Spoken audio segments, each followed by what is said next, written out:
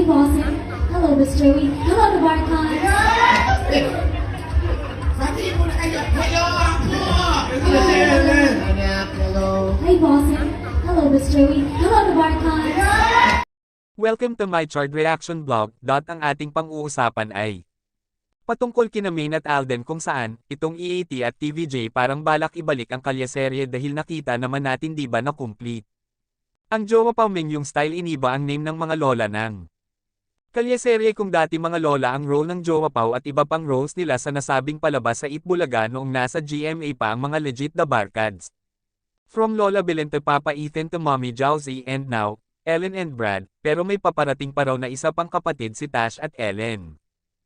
#TV5 yan po yung pinaka-latest update kay Maine, siya pala si Ellen at si Brad ay si The Barkads Paulo Ballesteros, yun kasi ang pinapakita nila sa TV5.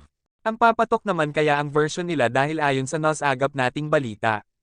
Nang sanib puwersa ang GMA at Itbulaga Tape.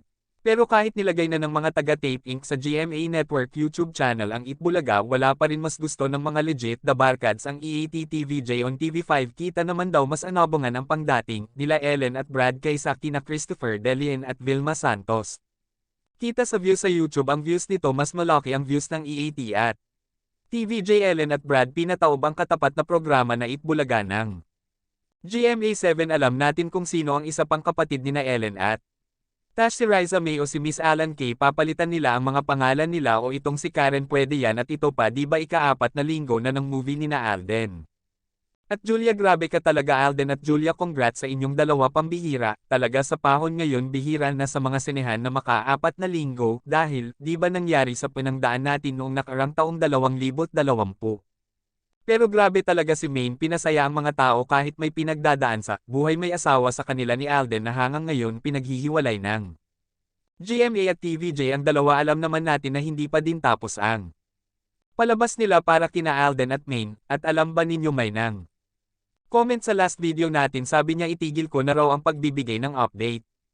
Sa Aldab kasi may asawa na raw si Maine at payo niya mang iba na raw ako, ng pangalan magiging Armaine na lang daw ako, yun ang sabi niya hatang better. Yung taong yun parang tinatakot niya ako at sabi pa niya ere-report daw nila ang channel ko dahil misleading fake news daw ang balita ko, sabi pa niya akala naman ni is matatakot ako, hindi ako takot dahil doon tayo sa totoo, walang halong edited at scripted.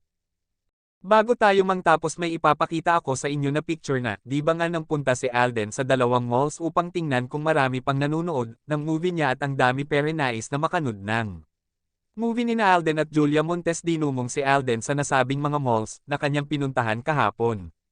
Hanggang dito na lang ang ating video, don't forget to like, share and subscribe.